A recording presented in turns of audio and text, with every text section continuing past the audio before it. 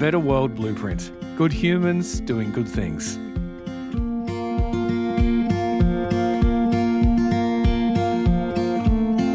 Hello, I'm Siobhan Hunt. I'm on a mission to discover people who are changing the world for the better. Because it can all feel a bit grim sometimes, and I'm looking for a little bit of hope. This is A Better World Blueprint. I first met Amy Taylor-Kabbaz when we were both working at ABC Radio. She was pregnant with her third child and was executive producer of the highly successful breakfast program. But she discovered that chasing news was not where she was meant to be. Now she's an author and matrescence expert, helping women understand and embrace the experience of becoming a mother, with all the challenges and joy that brings. I hope you enjoy this chat with author and matrescence expert, Amy Taylor-Kabbaz. Hello, Amy. Welcome to the show. Thank you. I'm so excited to be here. Let's start at the very beginning. Well, it's not really the very beginning because your very beginning was in media and the ABC, which is where we originally met. But the work you do today is quite different to that. What happened? What was your wake-up moment? I know, I feel like I've almost had two lives. When I was a little girl, I was absolutely certain that I was going to be a journalist. And that was my path, as you know, so clearly until my first child arrived at 30 years old. And I totally crash landed into motherhood and felt this.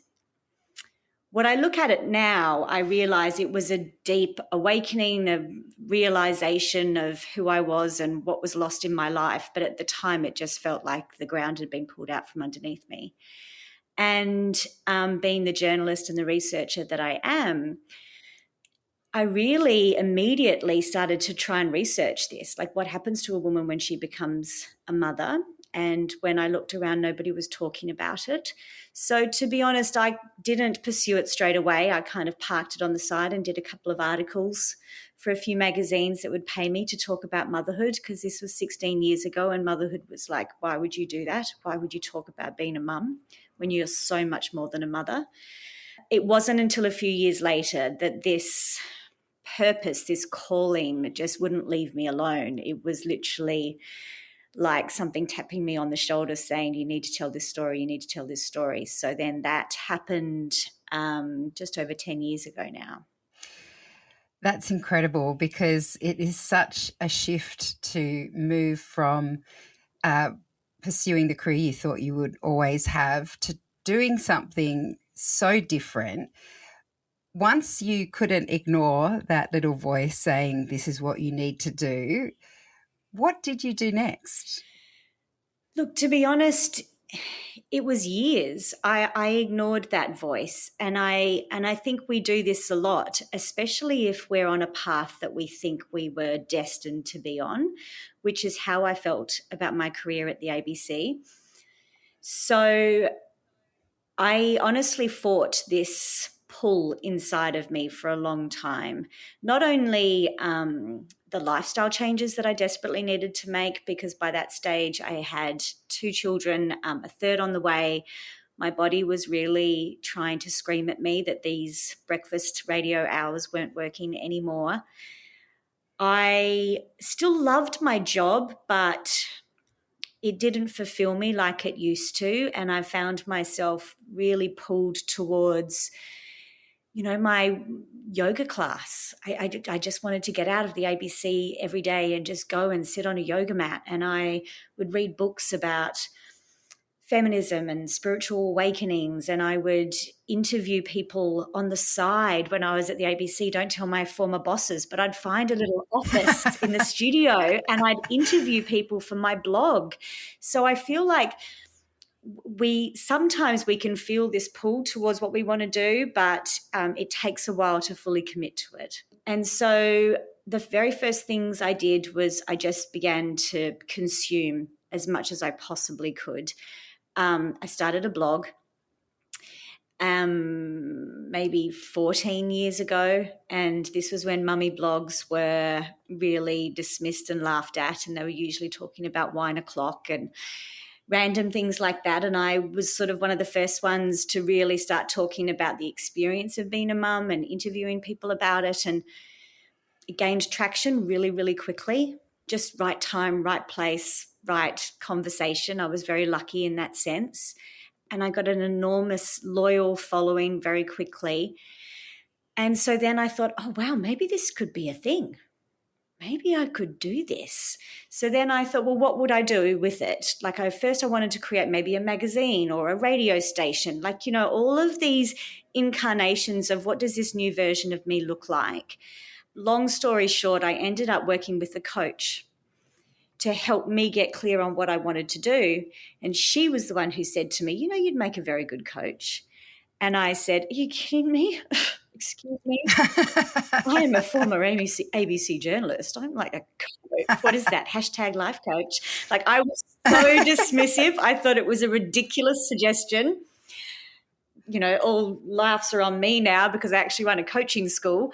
But working with that coach helped me see that there's this role of somebody as your cheerleader to help you find your goals and to help you refocus, and in particular when you're an overwhelmed mum. So I trained as a coach. And so in the end, the decision to leave the ABC came when I made a commitment to myself that I needed to have 3 things in place to be able to walk away. And the 3 things were a wait list for coaching clients, a certain amount of money saved in my bank account. And then I threw a third thing in. It was almost like I was testing the universe, like as if this is ever going to happen. And the third thing was a book deal. And then I got the goddamn book deal. And I still didn't want to quit because it was still, even with all the things that I said I needed in place to be able to jump, it was still the scariest thing. It was still terrifying. And in the end, I kind of half jumped, half fell out because I needed to go. But I think it's really powerful to know that, even when all the things are lining up, it's scary to walk away and change your mind and go in a different path. Once you had made that leap, though, and you're following what you see as the right path now at that time in your life, because what I'm understanding from everything I'm hearing from you and other guests on this podcast is that the path can change and we have to be open to that as well. But you have direction, you know where you're going. Were there any stumbles along the way? God, yes. When I knew you were going to ask me this question, I thought, should I mention the one I had yesterday or the week before or the month before?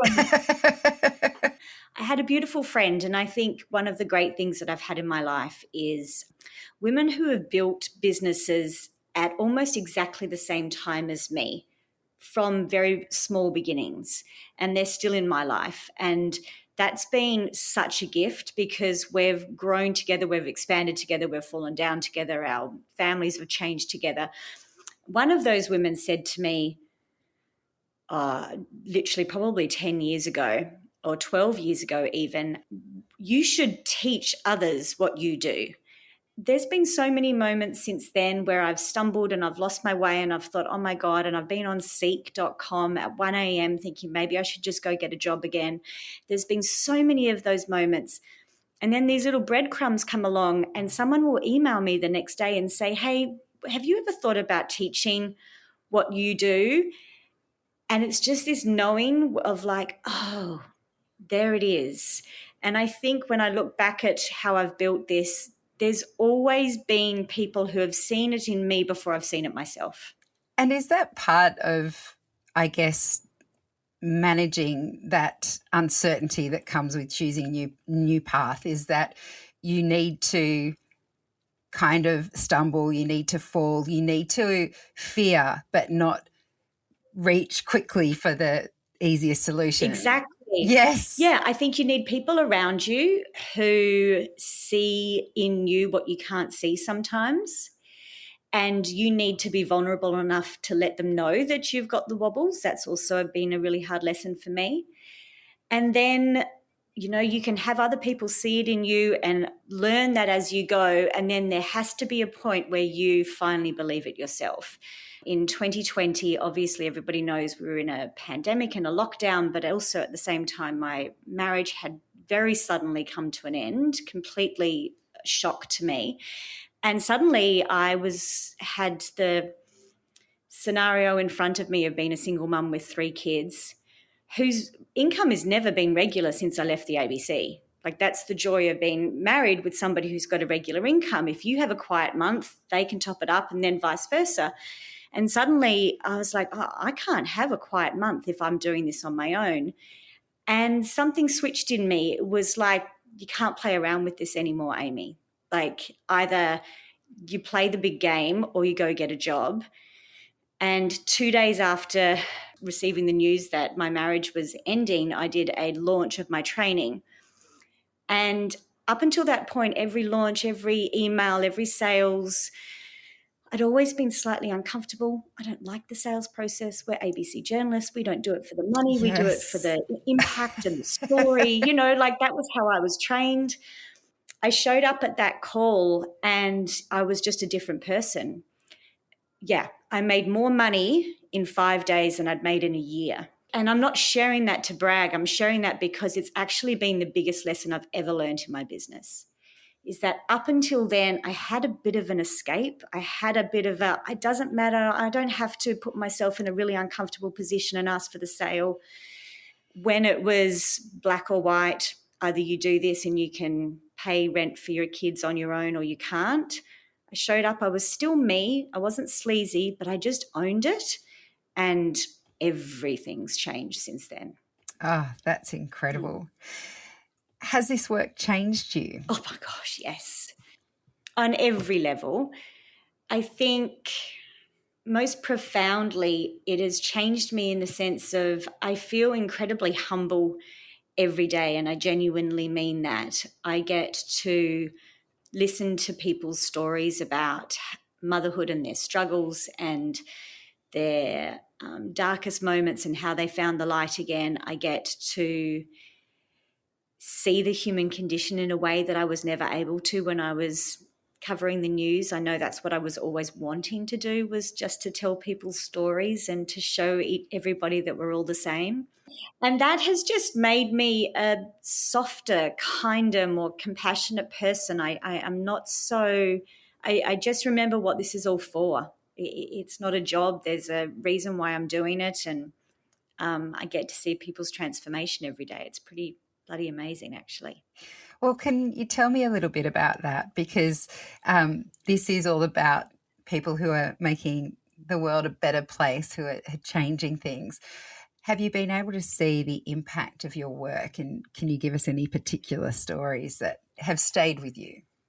It's hard to put into words how much I see this on a weekly basis. And Chev, it's actually been one of the harder parts of this, and it sounds strange to say this, is to actually accept it, because I've been doing this for a really long time now and I forget the impact that a podcast will have or my book will have. Just last week, a mama reached out to me who was a part of my very first online program 8.5 years ago.